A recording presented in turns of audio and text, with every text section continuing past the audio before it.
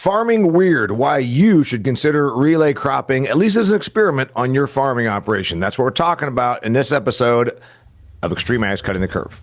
It's XtremeAg's Cutting the Curve podcast, cutting your learning curve and improving your farming operation every week. This episode of the Cutting the Curve podcast is powered by Nachurs Bio-K technology, delivering enhanced nutrient cycling, greater plant health, and elevated stress mitigation, leading to increased crop yields. Visit nachurs.com. And now, let's get ready to learn with your host, Damian Mason.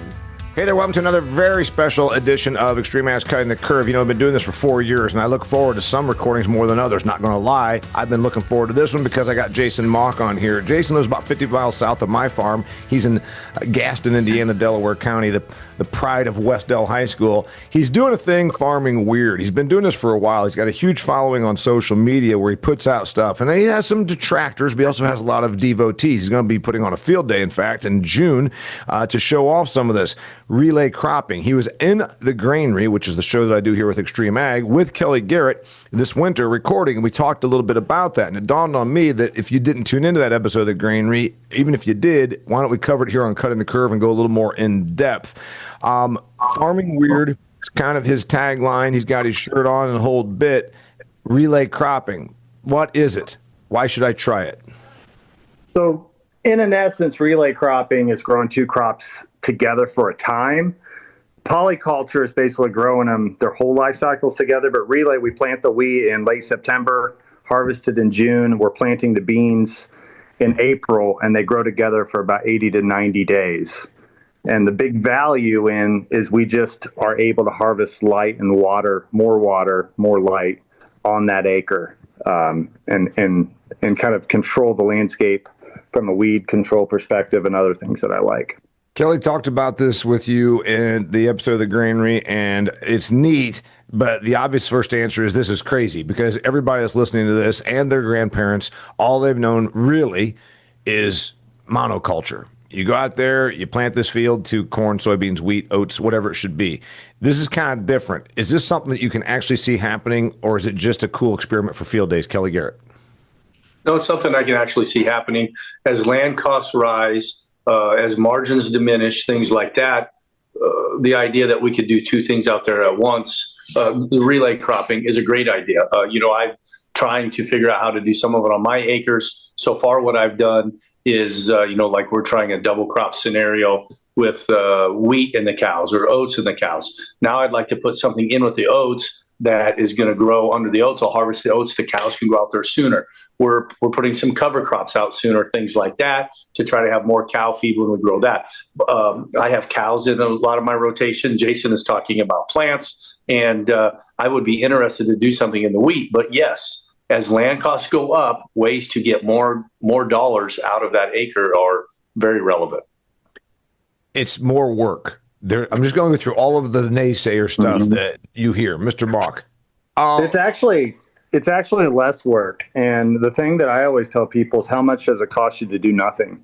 Because you have a variety of things. You have weeds that, are hip high in some of these fields and they burn them down and then they're going to have to post. Or you got the clean farmers doing tillage multiple times or spraying multiple times. You've got to do something to your acre.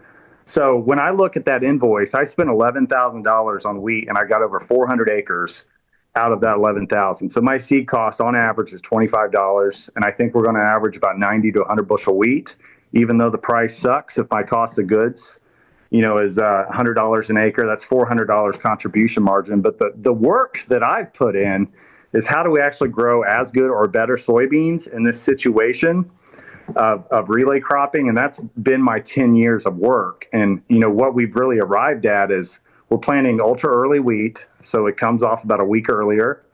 We're planting really low seeding populations, which will block the wind, catch water. But there's a point where when you plant it thin enough, it doesn't really pull down the beans. And that's kind of what we found. We're not chasing a big wheat yield. We're chasing that 80 to 100 bushel wheat on about half the cost. And if you're watching this video, if you're listening to this on audio, I encourage you to watch the video because we're putting up pictures right now so you can kind of see what this looks like. So for those, you talked about populations, but just for the person that's trying to get it in their head, that's driving their tractor or truck right now, it's how many feet of one crop, then the next crop, and the next crop, just so we can kind of visualize it if you're listening and not watching.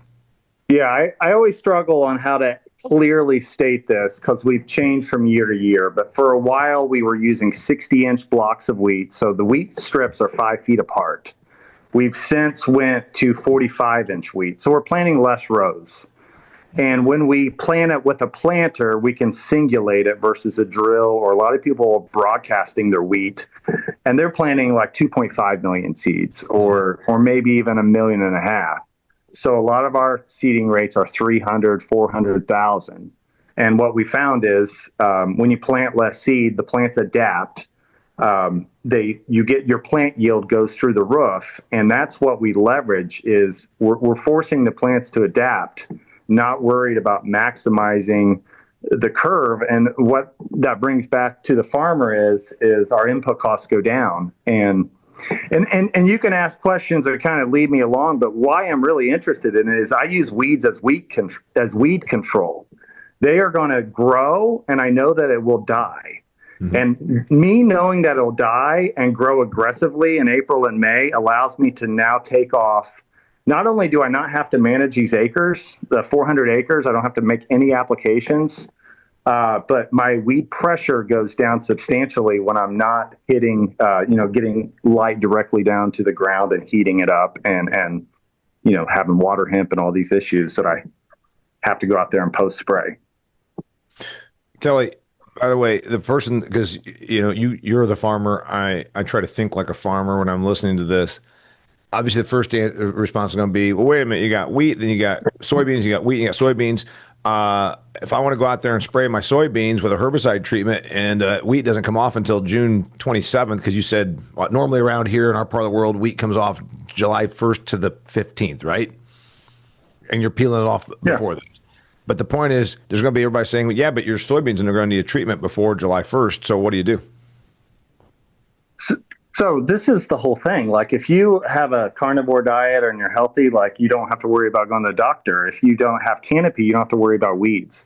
So we're actually solving the derivative of the whole problem, which is canopy, and we're just speeding it up. So we are using chemistry, but we're laying it down in March, a product called Zidua, and we're putting about a third of a rate of 2,4-D just to clean up if we have anything from leftover from the fall. But with that, 2.5 ounces of Zidua, 12 ounces of Salvador, that's a $12 app. The rain pushes it down, and we get so much more longevity out of the product because it's not getting solar degraded, the ground's not as hot, and the soil just has similar dynamics to weather. This time of year when the sun comes out and it's humid, that sparks thunderstorms. Same thing with weed pressure. If we get direct light down to the ground warms up 90 or 100 degrees. Yeah, it makes your corn green, but it's going to spark every weed in the seed bank. And we get out ahead of it and grow what we want. And that's the whole point. So no herbicide on the soybeans other than a March application of something to take care of winter annuals, and then something that has residual. That's it. Yes. Yep. All right, Kelly, can you make this work? Yeah, I believe so. The wait, Jason, does it work on land that you need a chairlift to get up and down because that's his fields? Can you do that? Can we do this on 40% slopes? Oh, easily. The whole thing is, we're harvesting the wheat fast, but we're like 18 inches off the ground. So my wear and tear on the combine is minimal, and it's pretty easy to float that high, off the ground. We're not trying to shave the rocks and all this stuff like we are on other crops. Now you got to come in and run beans, but you're running beans on your acres anyway. And where you run soybeans, go ahead.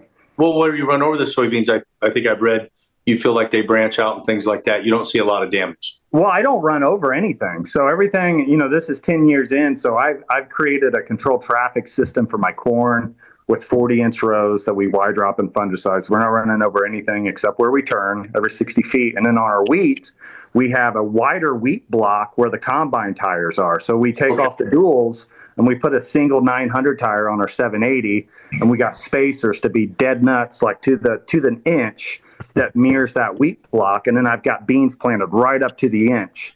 So that, 900 tires, like 31.4 inches. I've got beans set at like 36 inches. And that's my widest block. And what we've done is we've taken a drill that we can condense the row units. And I've got 7-inch beans planted at a decent population, normal monocrops, but I'm indexing all the beans right away from the wheat, right in the center. So I manipulate and place my plants where they're going to canopy a little bit quicker. The ground's hotter. Walk on the beach in the summer. It gets hot because there's no moisture. And the wheat sucks water out of the ground, but that's just kind of the snake that we ride, is kind of figuring out, how to do it. But we do not do much damage whatsoever. And now that we're going to a 40-foot draper head instead of our old 25-foot head, then our turns are going to be every 40 feet. But when we turn, we'll find the tram line again and actually turn down the tram line. You're just going across the beans in a couple spots, but you're going to get in the tram line before you turn back in. Right. Yeah. So it's like 0.01%, and if you run it over and you got an R2 bean, it'll branch out and put, 216 pods on that one next to the murdered ones. You said that your rate on wheat, if it was on a per acre, your seeding rate is 400,000 as opposed to 1.5 to 2 million. So you're like at 25% of what a normal wheat population is. What's your population acre equivalent on soy? So last year I planted 96,000. I took 145 on 20s, and I didn't plant one out of every 3, so I'm at 94. But all my plants were 8 inches off the wheat, and we went through June. We had 25 days without rain. They got kind of dry.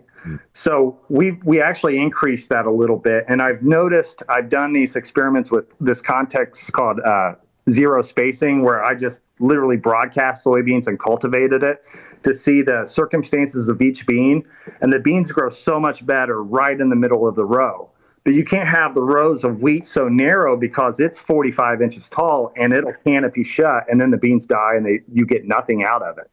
So it's been this learning curve of, okay, we need to get it wide just enough so it allow, a little bit of light down, like 10-inch corridor, plant all your beans right in that corridor. When we're planting them we planted 160,000 this year beans. So we kind of raised that up to our prior point.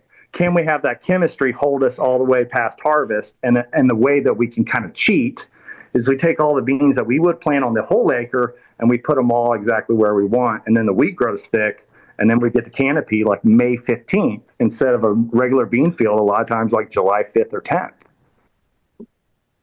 By the way, the person that listens to this, we got people that really like to do creative stuff. The first year they want to try this, the width of wheat, and then there's nothing within the wheat, and then there's a width of soybeans, and then a width of wheat, right? So tell me again, dimensions, how many inches of wheat and how many inches of soy? So we've got 2 15-inch rows of wheat, but we don't plant a row, so we got a 30-inch gap. So that makes the wheat 45 inches on center. So imagine you fill up your 15-inch planter with wheat, and then you skip every third row. Okay. So in that skip, we put 3 to 5 soybean rows right in the center of that 30 inches. Okay. The wheat will suck up all the water that it possibly can 10 inches outside the wheat root. So we want to be 10 inches off the wheat root, plant as many beans right in that space, and they'll kind of grow in this bell curve. And when the wheat dies, it gets in this nursing home state and it doesn't have much strength. And you've got this 15-year-old boy growing up as tall as the wheat head. So it'll actually push up against the wheat, and it's like canopy plus, because it's not just canopied. You've got shapes and you've got actually density in there. And before then, we're getting airflow, so your dew dries out faster, so you don't get the head scabs, the blights. It's not this wet wool sock that gets all the blights down low.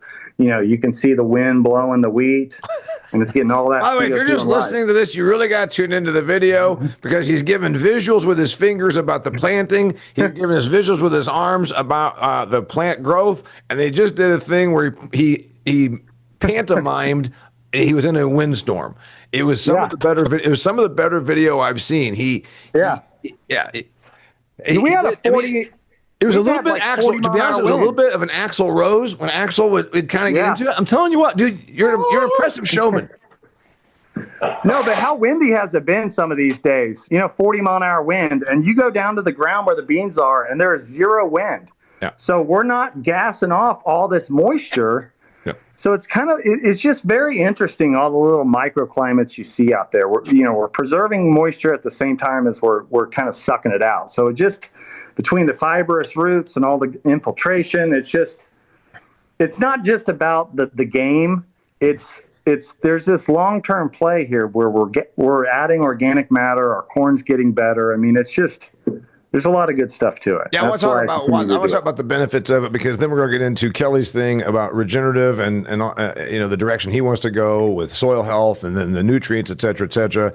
All right, before I do, I want to remind you that if you farm, you need to think about growth. You need to think about your business. You need to think about everything you can do from an infrastructure standpoint to keep your operation moving smoothly. Superior grain equipment's grain storage systems are built to make your job easier as a farmer, and they can also help your grain reach its full potential. You might be losing grain quality based on your system that you have right now.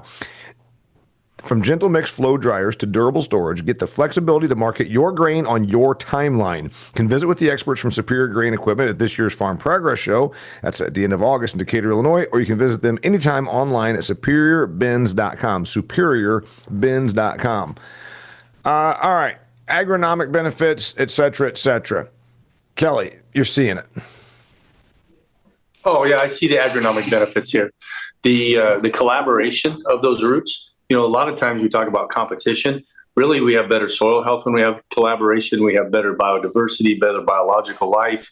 The regenerative here is really nice. Gabe Brown wrote in his book, Dirt to Soil, which then I turned you on to all that, kind of one of the godfathers of the whole regenerative movement. He's not anti-chemistry. He's anti-tillage. He's not organic. He's regenerative. I mean, and so when you points that out, and one of his big things is more than one species, because a natural habitat, even the prairie, the native prairie where you live, Kelly, 200, 300 years ago, it wasn't just one species. There was forbs and there was all these other things that were growing out there. This is only two, which is still better than monocropping, I think, agronomically. I think it's better agronomically. It's definitely better financially. Yeah, Gabe isn't necessarily against chemicals. Gabe was worried about going broke, and he was trying to find a way to make a living. And gone down that path. And I would tell you that I'm not a conventional farmer. I probably farm weird. I love the statement. I'm not a conventional farmer, but I also don't know that I'm regenerative. What I call it is we want to farm in tune with Mother Nature, and we want to make a living. And that's simply what we're trying to do, is to follow the science, follow Mother Nature, and increase the ROI as much as possible. So the things Jason's talking about, it's less work, there's less chemical, which is then less cost, is very, very attractive. And there's a bigger gross margin. There's a bigger gross profit at the beginning. Yeah, people think I'm nuts, but I make more money on it than I do corn. And we grow really good corn. I mean, we grow 250, 260 bushel corn all around here. And I mean, get your pencil out. If I got $4 in there and I'm 250, that's $12.50. If I can get 90 and 70, I'm making more revenue, and I'm spending less money. I've seen your post on Twitter, on X, whatever, all the time. And he's like, what if I get 3/4 off a crop off half an acre? I mean, 3/4 plus 3/4 is 1.5. It's very sound logic. I can't argue with anything you're doing at all. And, I take the things our conversations and things I read, and I try to implement it here to increase that revenue. The double crop scenario, the relay crop scenario, really that's, I need to use cover crops for erosion control, conservation, things like that. The fact that helps me with the carbon credits is great, but I need to use them for the erosion control. Well, cover crops are viewed as an expense to put out there. And at my northern latitude, a lot of times, and especially when you want to be drier, we don't get a lot of germination from them. So now, this is TJ Cardis from Biotil, another sponsor and a good friend of mine, talked about putting the cover crops out sooner. And then in our conversations with you, I equated that over to relay cropping cows and corn. So we're going to start next week putting cover crops out in like V6 corn, V5 corn, where we've changed the chemical package, so we don't have what we would call as long a tail. We've shorted up the residual on that, and we're going to seed out cover crops TJ has helped us pick species of plants that will provide good cattle feed, but won't compete with the corn. And we're going to put those out there. Hopefully in June, putting those out mid-June, we'll get a lot better germination and growth on the cover crops than we would waiting to have the airplane seed them at tassel time or something like that. A lot of times then it's so hot, so dry, the canopy of the crop, you just don't get the germination. So this year, my first step in your direction is to relay crop cows and corn. Cool. And the thing with... and you don't do it because of livestock, and that's the other thing that someone's going to say, Mr. Mauck doesn't have it. He's not doing this because of erosion, because generally his ground is 0 to 4% slope, right? And you're not doing it because you have grazing cattle. You don't have cattle. You have confinement hogs. So those aren't the reasons. You're doing it purely because you say it was an experiment, and then there's the agronomic benefit, and then there's, more importantly, it actually makes you money. Yeah, and makes organic matter. And I have an ulterior motive. I'm 44 years old. If I can build up my farm until I'm 60, throw more fertility out there, have more carbon, more oxygen, then my farm ground's going to be better. And when I want to take it a little easier, I've got my investments, going to crank out a little bit more. So that's what I'm seeing. Where we started this 10 years ago, you can literally see it on Google Earth. Like, you can literally see the blackness of the soil. So I know it's doing cool things. And I wanted to add 2 little thoughts for Kelly as far as cattle. So I'm seeding my cover crop with the combine, and Grandpa called it harvest loss, and he cussed it and was like, "Oh, get that damn combine set," because there'd be green after I ran the beans. But there's a farmer in Colorado, Brad Wingfield, and he's turning on his pivot irrigation right after harvest, and he's growing that volunteer wheat up about like this. And that's about a 16% protein source. But also, he's got beans, a bushel or 2 of beans out there that he can wetten and make more palatable. And he's getting bigger gains, putting his cattle out after relay cropping. He's getting 90 bushel wheat, 80 bushel beans under irrigation in Colorado, and he's gaining tons of pounds. He's scaling this. I don't know how many acres. It's like 600 or 800 acres now that he's grazing and getting 3 gains in that same year. I always have wheat going out the back of the combine because traditionally we always want to shave the ground because we want to take in all the straw. Well, then if you're going to get all the wheat, then your sample quality goes down because you got straw coming in. So I'll set the combine a little looser to keep the sample quality good. And I probably got 2 bushel going out the back, and we're growing that cover crop. I agree. Yeah. We do the same thing, but it's because the straw to us is worth $100 a ton. Yeah. Right. Yeah. I want to keep the straw out. I think that is a big lever for us building organic matter. I know it's all in the roots. But that thatch, man, I've got all these little carbon straws, and it creates the best, most healthy soil to plant corn into. And we're doing this concept called sprigging, where we're not spraying anything in the fall. We've got this volunteer wheat. We'll hit it with a vertical tillage tool about 3 inches deep at a 60-degree angle, and we'll shoot out maybe 2/3 of the wheat plants. But the ones that stay are like this big in October. So the time I get to late April, I've got wheat plants like 20, 25 inches tall, but there's only, say, 50,000 of them out there, and I plant corn right into it. And then that allows me to just spray at one post, and my herbicide program just continues to go down and down, and we're not using glyphosate on that whole side of the rotation as well. We're just doing a little bit of tillage with a lot of residue, and we're holding that with a residual. So it's just... So that's what I was going to ask you. On a year after this, you're not no-till, you're minimal till and reduction of herbicide. Yeah, we want to take, so we got a lot of carbon, 80 to 1 carbon. So when you compare this to a cover crop, and I kill it when it's like 15 to 1 carbon, I'm not getting this huge load of carbon in my system. So if I can get it to harvest, that's 80 to 1 carbon and nitrogen ratio. That's a lot of carbon, which can actually be a deterrent and a nitrogen suck. So we want to kind of take at an angle and kind of throw some of that wheat straw to kind of level the field out and kind of have that 2-inch little thatch, like quasi-thatch cover crop layer. And we found a 10 to 20 bushel yield increase on our corn. And just how we set this up is I've done all these high yield plots because I sold seed and I wanted 300 bushel in the plot to sell more seed. And what we found in 20-inch rows is our early maturities would always win, the 105, 106 day, and they would be, oh, you got to try this 114 day. Well, in 20 narrow inch corn, it just doesn't have enough space for the plant to leaf out. So we found upright early maturity planted about 38 or 40,000, we can shell like, half of our corn in mid-September and be done by Halloween before it gets all muddy and we're out there, screwing our fields up. So everything is just kind of a tool to make it easier for us, convenient, and farm well, but fast and timely. And one other point, and I really want to put this idea in your head, Kelly. Me and Zach have been working on how can we put the most corn in a 5-foot block. So I've got 4 20-inch rows, and the outside are 80,000, the inside are 50. And I think we can get nearly the same yield with these big alleyways. Zach has twin 60s with a low population tall hybrid in the middle. And what we want to do is, if the corn is 11 or 12 foot tall, pick these big tall hybrids, we can take now 12 to 15 feet between these blocks and grow like oats. Something really cheap. Oats are low population 15-inch wheat. Now throw clover out there, and now 2/3 or 3/4 of the landscape is cheaply managed.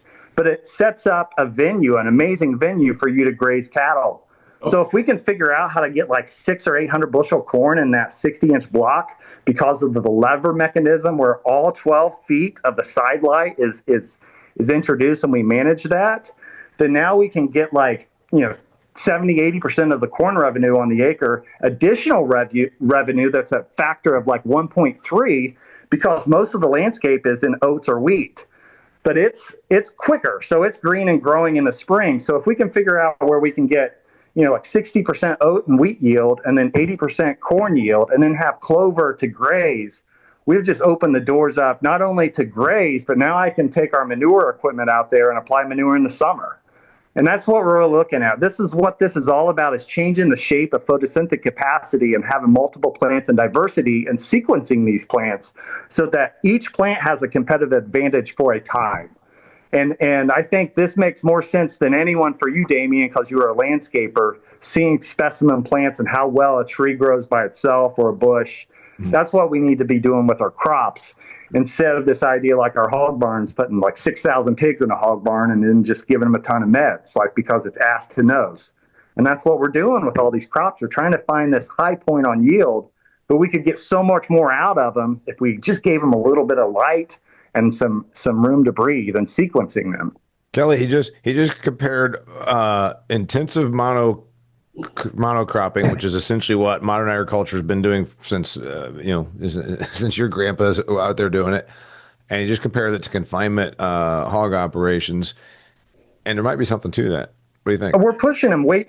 Our pigs would grow so much better if there's half of them in there. They do well, but it just seems like we're always just putting more and more and more and more into them. And that's what we see in ag is, if you got more plants out there, you're going to have more black tar, and you're going to have, and it's just like this input spiral, which is great for ag. It's great for ag retailers. Right. It's great for ag retailers. It's not so great for the operator. More seed does not always equate to more yield, and there is more disease pressure. And I've never heard the analogy before, but it's a very apt analogy. More people in a space, more hogs in a space, more corn plants in a space leads to more disease. Yeah. As I said, it's ass to nose. He's right. Yeah. So here's the thing. Most people are never going to do this because A, it's different and it's change, and it sounds like work. I think the hard work is the planting, because after that it gets easy. But when you're doing 2 rows of this and 4 rows of that and all this, that's and also resetting your wheels. Now that you can save the auto steer in the line. I mean, it's not. Yeah. It's not working. We're now running the same planters in the fields because it picks up each other's auto steer lines. The shutoffs work. The technology's there now. This isn't more work. I've got a 36-row, 20-inch planter, and I can shut rows off. I can change their population, their starter per row, and I can go in the field. I've already thought this through my head, hit a few buttons for like 4 minutes, and I'm doing just reverse cowgirl stuff. It's just very easily, and it's just a few buttons. He didn't talk with his hands as much on that one. So here's the thing: when I'm thinking about doing this, how'd you start? Really? Well, I started being a landscape contractor, and I saw all these people spending $20,000-$50,000 in the yellow book, and I'm like, I'm just going to make my shit look better than them. So it became this prideful of like, let's make these floral arrangements amazing. So to be able to do that, I needed crocuses and daffodils and pansies and then summer flowers and cannas and salvias. And I had all these plants that were different sequenced. So when I came to the farm and we're just like, torch the earth and grow this one thing, and I'm killing water hemp and all this shit, I'm just like, let's get some freaking control out here. And that's what a landscape contractor is. We grow the grass really thick and tall and mulch and plants, and we can manage hundreds of acres beautifully just through canopy. So it just became, my dad got pancreatic cancer, so I went from running about a $600,000 landscape business to being in charge of farming 3,000 acres, and it just didn't make any damn sense of how we were going about it. So it just came into pain points. My dad, his big thing, it's okay to screw up, you're learning, but let's not do it again. And you get in these situations where you have a wet spring, you've got weeds, and you're just like, what the hell are we doing here? Mm-hmm. And that's what it is to me, is it's protection, it's thinking ahead, and all this shit, you really do have to think, 2, 3, 4 years ahead to set it up. I'm Kelly go now as the farmer. I mean, it is weird. It is farming weird, but it's actually, I see so much of this that if you would just, they'll think outside the box, all those cliche terms. But first off, there's the reduction of inputs from the cost standpoint. There's the environmental benefit from the reduction of inputs, because to Jason's point, this is the old thing about going away and coming back to the farm. I sat in Kelly's combine. I said, no financial person would do what farmers do, would allocate this much money into something with such low margin. And then also sometimes, you can say, oh, what choice do I have? Well, do something like this. And let me add one more thing to it. It's not just farming weird. Your cost per acre, your allocation of capital. Yeah. But right now I'm Y dropping, and I get a lot of scrutiny when I Y drop 2 or 3 times. And my point is, we're cutting a freaking $250,000 check for nitrogen. What if it rains 5 inches tonight? Yeah. Why is it like, that's why I went to tram lines, and people are just like, well, why do you not plant that row? That gets expensive. I'm like, no, we spend $500,000 on nitrogen. If I don't get that right, that's expensive.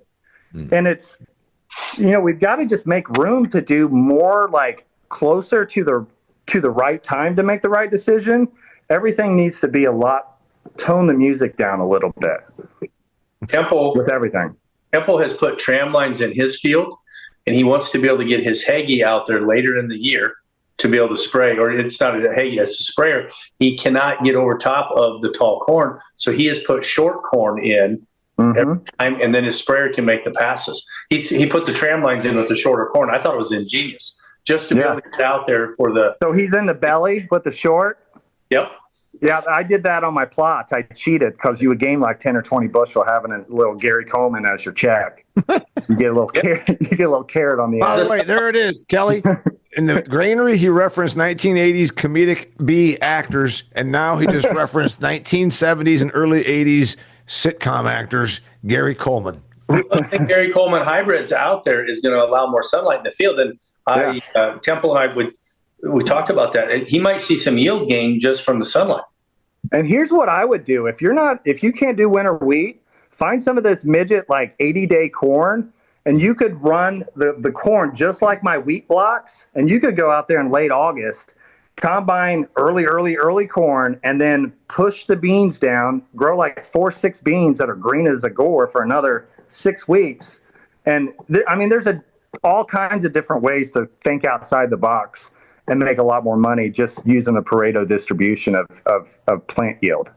That might be something that I would try. I was sitting here thinking about it with the episode coming up. We're going to tape it about how and where I would try the wheat and the beans. I think I would try the corn and the beans. Yeah. You see what I'm saying? How you cheat there? Super uber early. And it has the show. A lot of the year, you're making more photosynthetic capacity out there. And I think there's something to the nitrogen share with soybeans as an understory. It's full of nodules. It's doing something. Yep. Yeah. So from an economic standpoint, you're putting less in per acre, and then obviously you got and that's throughout the season. And then obviously from the environmental story, which is a good one to tell, you're decreasing. You're decreasing not just herbicide, you're decreasing applied synthetic fertilizer too, right? Exactly. And, one thing to think of, farmers get paid commission on the water that we sell. We get paid 15% commission on the grain, and there's not a metric for sunlight and CO2, but that's basically what we do. And we had that 5-inch rain about 6 or 8 weeks ago, and this whole I could have jet skied anywhere. Like, there was water everywhere. I mean, it was just here, there, and everywhere. And my wheat fields were dry as a bone. There wasn't any water coming off those fields. So it's just, we got to not, like, Kelly, how much rain do you get? 25, 30 inches a year? Yeah, 35. Yeah, I mean, if you look at our 20-year average, it's crawled now up to 47 inches per year. And there's a lot of 50s in there. You know, there's a 62 in there. You have gotten wetter and we have gotten drier. Yeah. Yeah. So then the question is, how does this help on the moisture, on managing moisture? And it's just because you think because you don't have many plants to suck it up. You just think that they're thriving more. Is that why you're? Well, when do our crops look like shit in Indiana on a wet spring? Yeah. I mean, this literally draws 10 to 15 inches of water out of the ground before even the monocrops even are sprouted. So it just puts you in a completely different situation. All right. So why you should consider relay cropping. First off, you invented the term. You're the only person I've heard talk about relay cropping. So the point is, we made the economic case, we made the environmental case. Now you just made the farmability case. And then someone's going to say, well, this won't work because farmers love to say it won't work here. So I don't get 45 inches of rain or 42 inches like Damian and Jason do on average. I don't need to do this. But you'd say, okay, so just plant 100,000 seeds, block the wind. I mean, we've got to start looking the attributes of everything. Now he's got another visual. He just grabbed a watermelon. If you're just listening to this, you have to watch the video. That's some good stuff right there. That's good TV. Yeah. But seriously, everyone just looks at the attributes of things and they're just like, hey, this is an 8-inch green watermelon. But we got to start looking the attributes of, okay, these beans have nodules. Okay, this wheat will die. Okay, this wheat is this tall. And actually turn the attributes that people just blank stare into value for the farmer. And the value is being to walk away or not apply herbicide here or ban your nitrogen only here. So we can get crop response, the same crop response. If I plant, a third of the rows, I can put, 1.2 as much fertilizer on a third of the rows, and I'm putting less You see where I'm getting at? By the way, you can just mathematics your way to everything. I want to go to Kelly because it goes back to the confinement. Our way of thinking in agriculture has always been more cows in the freestall barn, more hogs in the confinement barn, and then pump, like Jason said. Yeah, you got to medicate the hell out of them because you get more disease pressure. And then it's natural. You drive by this field and say, well, you're not using all those acres. That's $350 cash rent ground, and you're not using all those acres. That seems silly. It's not about quantity. It's about then the return. And I think that's the hard part to get your head around. Kelly, am I right? Yes. Well, he is, rather than putting one monocrop on the field, more of one monocrop on the field, he's still putting more on the field. It's just two different species of plants. Then he takes the disease out. He takes the weed pressure out. It's just more from a different perspective, and it really works. All right. You're going to do this next year? Yeah. Oh, I'm on it. Oh, Kelly? Yeah, are you talking to me or? Yes. Yeah, I want to know. Hey, we already know that Gallagher is going to do it over here. By the way, I feel damn near like I've just sat through a Gallagher show. I mean, if the next time we do a recording, if he not only brings a watermelon, but he's on roller skates and has a sledgehammer, I swear to God, the show is complete. That's as good. That's a great analogy. With the shirt that he's got on, the white T-shirt, and then grabbing a watermelon, it's very much a Gallagher episode. I can see it. Yeah, so I would like to try something like this next year. We're doing the cows and corn this year with the earlier, and I would like to, wheat and soybeans, the corn and soybeans, something like that. I think it'd be great to give it a shot to increase margin on the acre. Farming weird, why you should consider relay cropping. If you're hearing this before June 21st, the field day in Delaware County, Indiana, Gaston, Indiana, is June 21st. I'm signed up. I'm going to be there. It's an all-day affair. If you want to learn more about Jason's field day, where do they go? The easiest thing is Google Jason Mauck Field Day, but it's on that Acres website. You got to get a ticket. You can have either the regular ticket, it'll get you in, or there's a VIP for a nice dinner, a round of golf at my golf course, which You still need to do that. I still need to be there. I need to do that. All right. I'm gonna get there in golf. In fact, that's another thing I could beat Kelly Garrett at. So we've got wrestling, chin-up competition, golf. That's one thing. You said the word. I picked up on the word another. That's one thing. Anyway, his name is Jason Mauck. He's the farm weird guy. Check him out on Twitter, X. He's got really good stuff. And then also, I encourage you, if you're listening to this, you got to watch. I'm telling you, I feel like I should have brought Viz Queen for when the watermelon gets smashed on me. That's how close to the Gallagher show this was. Till next time, that's Kelly Garrett. That's Jason Mauck. I'm Damian Mason with XtremeAg's highly entertaining show, Cutting the Curve. That's a wrap for this episode of XtremeAg's Cutting the Curve podcast. Make sure to check out XtremeAg.com for more great content. Cutting the Curve is powered by Nachurs BioK. Check out Nachurs.com to learn more about how BioK can improve your farm's ROI.